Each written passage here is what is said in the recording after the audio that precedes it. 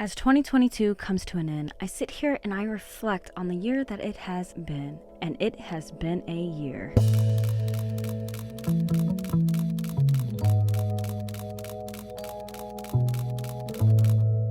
Throughout the year, we've watched our son grow, learn, laugh more, and show his personality. We watched him get into cars so much like his mommy and daddy, and then into jets and planes, and we watched him have his first birthday.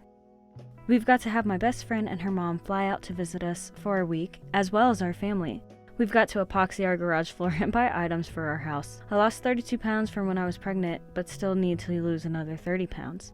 I read and hit my book goals for this year, and I also hit 500 subscribers on YouTube and then got up to 605. And I got to watch my amazing husband be the best father. I got to watch him help out others, got to watch him laugh and enjoy time with others, grow on the Thunderbird team, all the way up to making Showline and just be the most perfect person ever. I watched us hit our 3rd anniversary married this year and recently got to watch a cute video that we got to take together.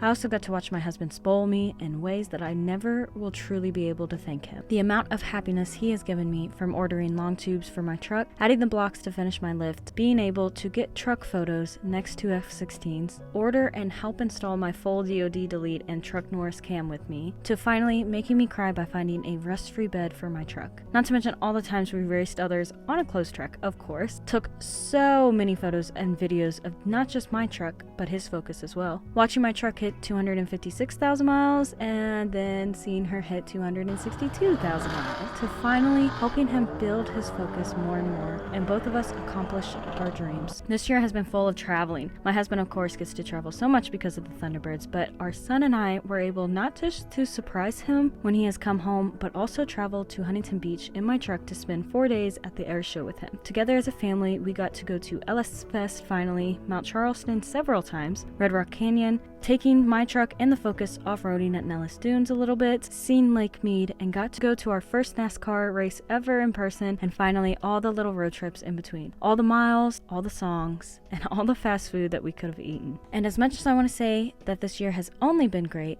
that's not necessarily true and realistic. We've had our hard times as well as anybody else. I've had moments of self-doubt with so many things. We had to sell the 98 Grand Prix GTP, and I had nightmares after hearing my stock rusted bed being crushed at a recycling center. But one thing that was persistent throughout the hardships that we did face was God gave us another year together and blessed us in more ways than we can count. He has kept everyone safe, let us meet amazing people out here, let me help thousands with certain YouTube videos. After growing my relationship with God, I truly started forgiving others and praying for them. In return, I felt true happiness when they accomplished their goals, got married, or even did anything that made them happy. So here's to 2023. Another great year full of memories and accomplishments, and I can't wait to see what God has in store for us and our family and friends.